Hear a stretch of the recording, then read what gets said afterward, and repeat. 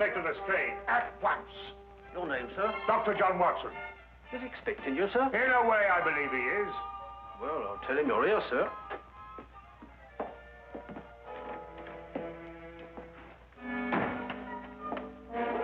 You can go in, sir. Ah, Dr. Watson, I didn't expect to have the pleasure of seeing you again so soon. Will you kindly read that? What is it? Read it.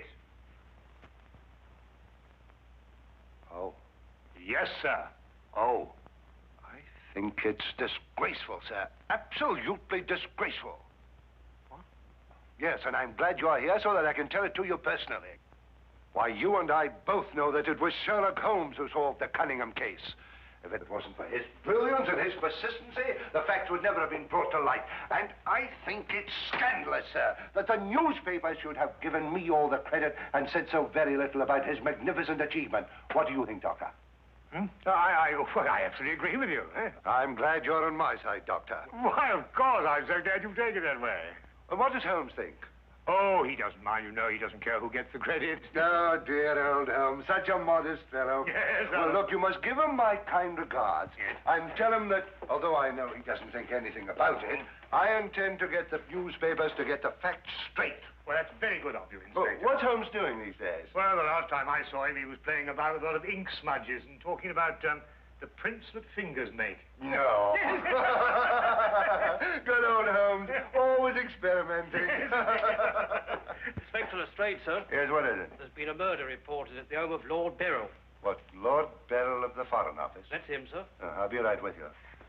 Excuse me, Doctor. Yes, of course. Lord Beryl. This is going to be a tricky situation to handle, what with the Foreign Office and who knows what else. Yes, indeed. Can I be of any assistance? I don't think so, Doctor. Oh, well, perhaps as a medical man. Mind you, I don't know what to expect, but I think you could be of invaluable assistance. Say no more. Here's the address, sir. Your carriage is waiting outside. Oh, thank you very much. Perhaps you'd care to acquaint Sherlock Holmes and what has happened. Well, I don't know. I don't know myself what's happened. As you said, the people involved make this case rather delicate. Perhaps a little suggestion now and then might help facilitate matters. One never knows. Yes, you're so right. Take a message to Mr. Sherlock Holmes of 221 Baker Street. 221B. Yes, of course, 221B Baker Street. Tell him what has happened and drive him to Lord Beryl's residence. Yes, sir. And tell him Dr. John Watson is already there. The flat's the first floor up. Yes, sir. Very good, sir.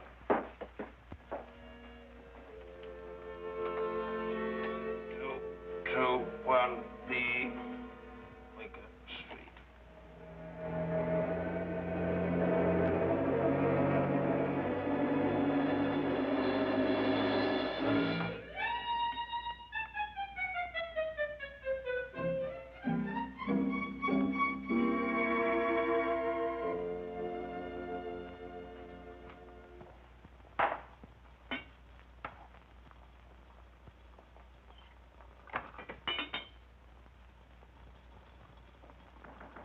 Come in. Excuse me, Mr. Holmes. Yes? A message for you, sir. There's been a murder committed at the home of Lord Beryl. Inspector Lestrade and Dr. Watson have already gone there. Thank you. Would you care to have some tea? Some tea, sir? Yes. Is that what you're making? Oh, come along. Come and have a look at this. I'm working on an extract from a special series of pygmy poisons. Oh, very interesting, sir. Tea? Well, yes, I don't mind if I do. You take milk? Yes, sir, please, sir, if I may. Splendid. Sugar? Thank you, sir. Where did I put that sugar? That's it. It's right here. Help yourself. Thank you, sir. So.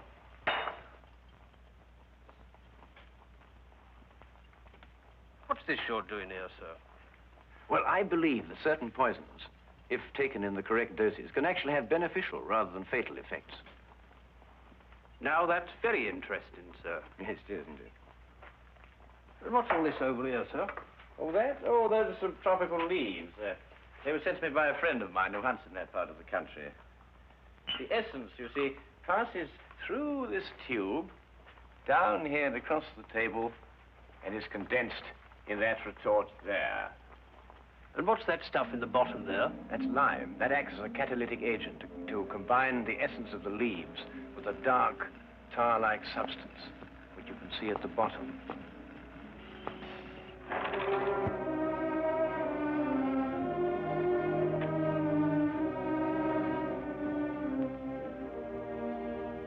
Inspector Lestrade, I demand to see my wife. You've kept me waiting half an hour, and now I should like an explanation. Of course, you're entitled to one, sir. You know that Karl Oberstein was murdered in your study. I was informed of that, and it is a tragedy, of course. But I still don't see that is... Lord Beryl, your wife has confessed to shooting him. What?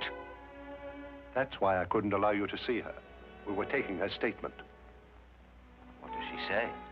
Apart from the actual confession of murder, she refuses to say anything. You may go in now if you wish, Lord Beryl.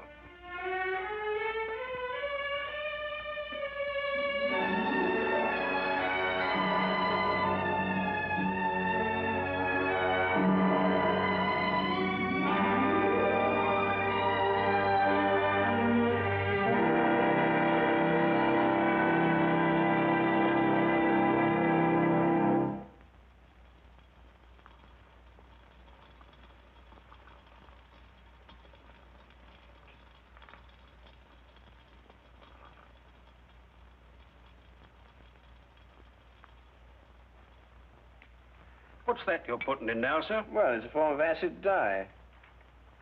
Yeah. That's all right. Oh, where have you two been all the afternoon? Didn't the sergeant tell you? Oh, yes, I remember. There was a murder somewhere. Was it interesting?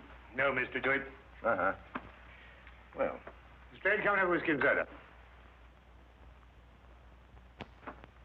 Whiskey and soda, Lestrade. Oh, I don't know. I'll be off duty in 5 minutes. Yes, I think that'd be all right. Neat for me. Well, sit down if you can find yourself a place. There you go. yes, well, I think we can leave that to boil for a little while now. Now, gentlemen, what's the problem? Who was murdered? A man named Karl Oberstein. Oberstein. Oberstein. Oh, yes, I remember. An Austrian chap. He was originally, but of course, for a number of years, he's been a freelance agent. Mm-hmm. Buying and selling anything he can get his hands on, eh? But his hands in a bit too much this time. Lady Beryl shot him. Holt Smith, 38. Oh, really? It was a nasty bit there. I examined the body before it was removed. Entire back of the head gone. Instantaneous death, of course. Did you find the bullet? No, the police surgeon will do that. It hadn't come out. Yes, and that shot in the back of the head removes any possible chance Lady Beryl may have had of claiming self-defense. You're off duty now, aren't you, Wilkins? Yes, sir. You may go home. Thank you, sir. It's been a pleasure working for you this afternoon, Mr. Holmes. I'd like to know how it all turns out. I'll let you know. Thank you, sir. Good afternoon, sir. I feel sorry for Lord Beryl. There'll be quite a scandal when this appears in the papers. Yes, it certainly will be. I wonder why Lady Beryl lied to you. What nationality was Lady Beryl originally? Well, she was born in Austria, although she was brought up in America. She's been here in England for the past 5 years, since her marriage, you know. It's a shame a woman like her has to remain in prison. Still, she might decide to tell you...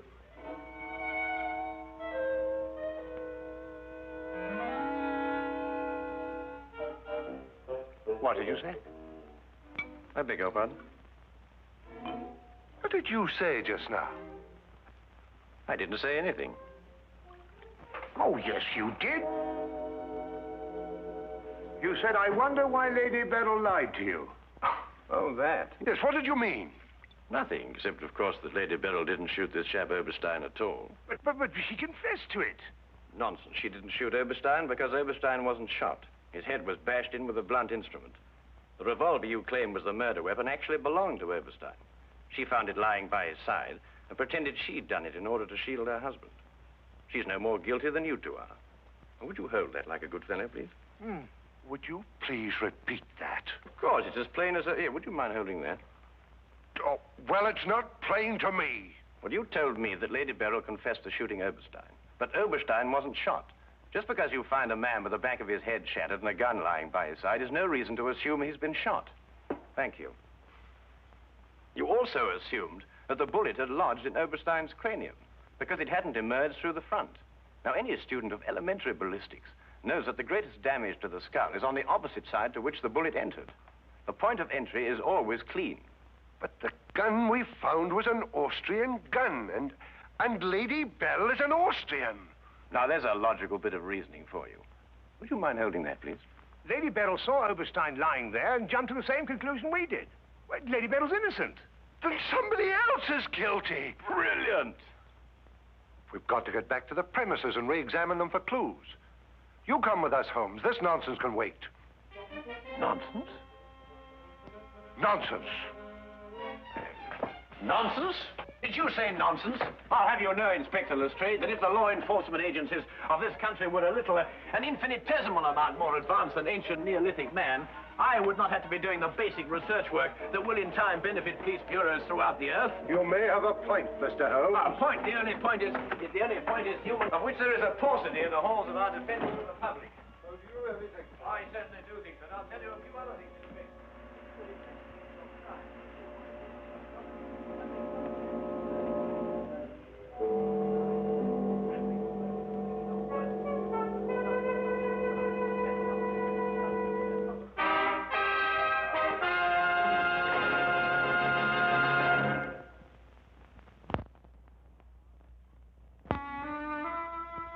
And now we return to the case of Lady Beryl. Yes, is to be dependent 90% on a good memory. Details, Lestrade, those are the things.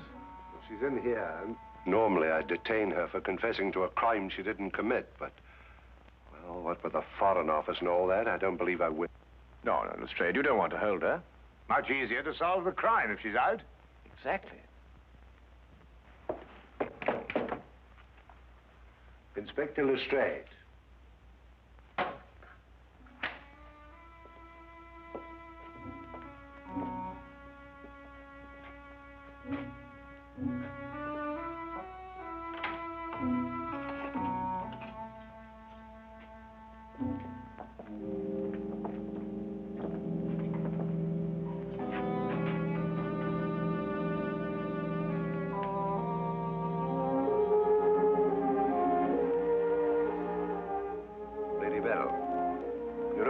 We're releasing you. So I understand. Do you know why? No. We've been able to prove that you didn't commit this murder you confessed to. I see. We would, however, like an explanation as to why you confessed to this crime.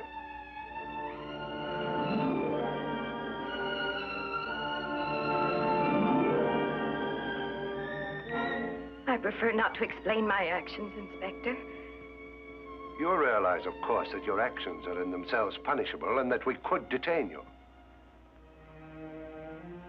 I see. You still prefer to make no statement? That is correct. Very well, Lady Beryl. You'll be released as soon as the formalities can be cleared. Thank you. Human beings lie to gain, to cover, or to protect.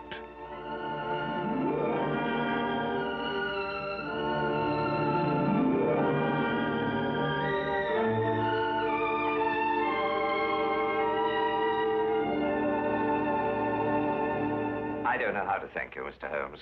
Please consider me forever in your debt. Not at all. You're in the Foreign Office, aren't you, Lord Beryl? I am. Had you ever met Herr Oberstein before? I had. Exactly when? Last week. For the first time? And the last time. I see. I believe it was his habit to offer large sums of money to men in key positions for the information they may have had in their possession. I believe that was his habit, Mr. Holmes. Thank you. Oh, Lord Beryl, while your wife is on her way here, I wonder if I might look at the premises of the crime. Well, of course, of course. It happened in the study. With your permission. My house is yours, sir. Thank you.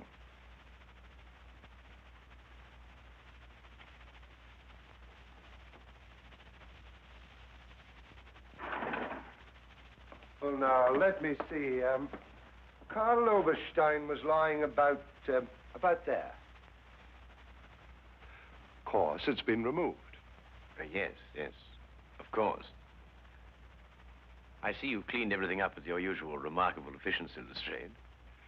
Now, look here, Holmes. I didn't know there was going to be any mystery about this affair. Oberstein's head was here, Holmes, and his feet were there. Thank you, Watson.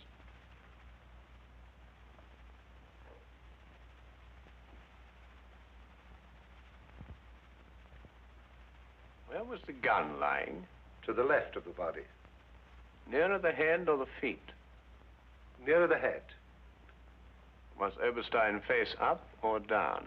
Face up. I had to turn him over to examine him.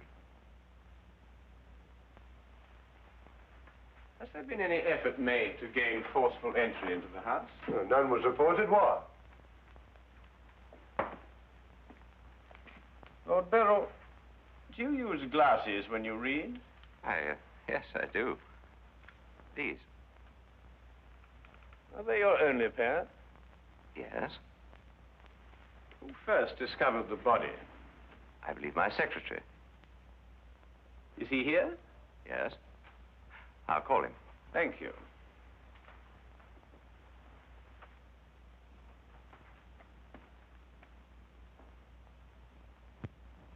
Lestrade, where was Lord Beryl at the time you estimated the crime was committed?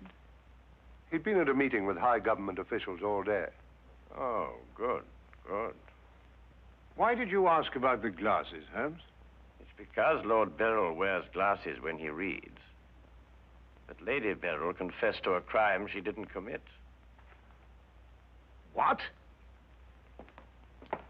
This is my secretary, Mr. Ross. You've met Inspector Lestrade and Dr. Watson. This gentleman is Mr. Sherlock Holmes. How do you do? I understand it's through your efforts that Lady Beryl was returning home. Partially through my efforts. I wonder if I could impose upon you, Mr. Ross. Of course, sir. Would you mind taking these sheets of paper and roughly outline the position in which you discovered the body? Outline it in scraps of paper. If you would be so kind. Why, of course. What's the purpose of that? How many men have you on the premises, Lestrade? 2 outside. Why? Good, good. I wonder if you'd mind taking them into the garden behind this window and making a thorough search of the premises for a radius of 30 feet. Looking for what? Anything that doesn't belong in a garden. Are you serious, Holmes? Completely.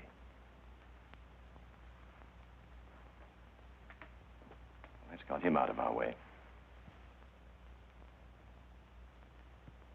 Have you examined your safe, Lord Beryl? I have, Mr. Holmes. All my papers are intact. Excellent, excellent. Does Mr. Ross have the combination to your safe? Yes? There's been no question of robbery. Of course not, Ross. One must ask these questions in an investigation. Of course. Good afternoon, Lady Beryl. Nina, my darling. How are you? I'm all right, George. Quite all right. You must rest. This experience must have been horrible for you. It's all right. It didn't last long enough to be too difficult. I don't know how, but Holmes has solved the entire thing. Has he really? Not entirely, Lady Beryl. Not yet. Do you expect to? I can only hope to. Mr. Holmes, if there's anything I can do to help. If it would not be too much of an imposition, Lady Beryl, I would like you to retake the position in which Mr. Ross discovered you when he entered the room. Mr. Holmes, my wife has had a harrowing experience. Please consider her nerves at this point. You're forgetting, Lord Beryl, that your wife confessed to a crime she didn't commit. The circumstances are somewhat exceptional. But if Lady Beryl would rather not... It's quite all right, George. Now, let me see.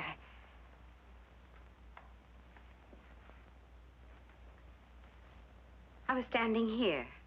Exactly there? I believe so. Mr. Ross, are you quite certain that that is the position in which Lady Beryl was standing? Well, if you'll pardon my saying so, Lady Beryl, just for the sake of accuracy, you understand, I believe you were standing just a bit further to your left. A little to your left, Lady Beryl. Like that? Yes, I'd say right there. Good. Now, Lady Beryl had a revolver in her hand. Mr. Holmes. That is correct. In which hand? My right hand. Mr. Ross? That's right. Lady Beryl's right hand. Lord Beryl, do you happen to have a revolver in the house? Yes, I have. May I have it? I'm not going to ask my wife to... Yes, I am. If your wife has no objection. Of course she has objections. I have no objections, Mr. Holmes.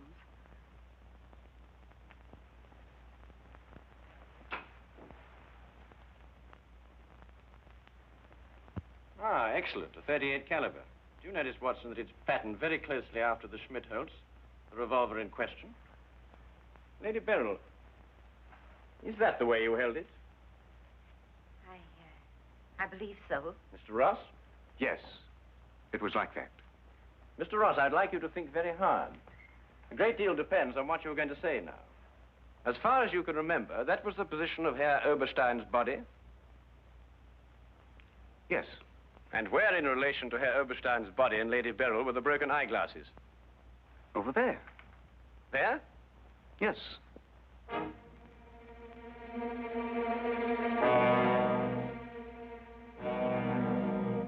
Watson, were there any glasses on the floor when you found the body?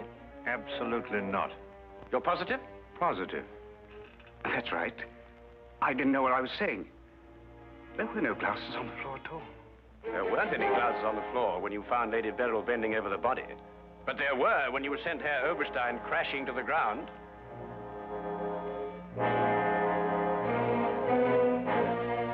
Before you run, Mr. Ross, look at Lady Beryl. I don't understand this, Mr. Holmes. Oh, very simple, really. Herr Oberstein approached you with an offer to buy Foreign Office secrets. You threw him out. Then Ross contacted him, prepared to sell him the secrets. Well, there's nothing missing from the safe. Of course not. If you sold anything, you'd have been found out. Herr Oberstein came here expecting to buy. You opened the safe, showed him the papers he wanted. He put his glasses on to examine them. And then when he paid you, you smashed his skull in. He fell, breaking his glasses. His revolver dropped from his pocket. Then you replaced the papers, pocketed the money, and left. It's a lie. Why, you filthy... The unfortunate point occurred when Lady Beryl discovered the body. You read the evidence incorrectly. I thought the gun was my husband's. Similar, but not the same. And the glasses. A very common variety of frame. You gathered up the pieces, except a few fragments, and threw the frames away. Yes. Then you lied to protect your husband. Yes. Nina. Brilliant, Holmes. Absolutely brilliant. Thank you, Watson.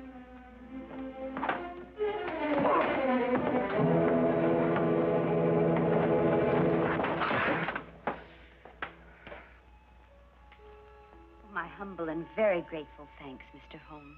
It's been a pleasure to help so brave and noble a woman. I'm still not quite certain what's happened, but I know we shall both be forever indebted to you.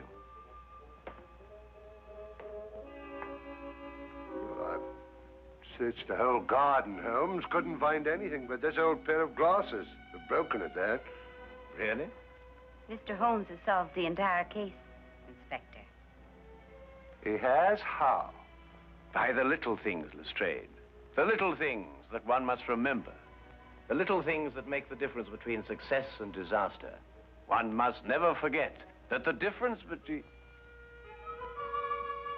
Good heavens. Watson, What is it, Holmes? I left the gas on under the experiment. All Baker Street will be blown up. Holmes, I turned it off! No! Stay! Hold that!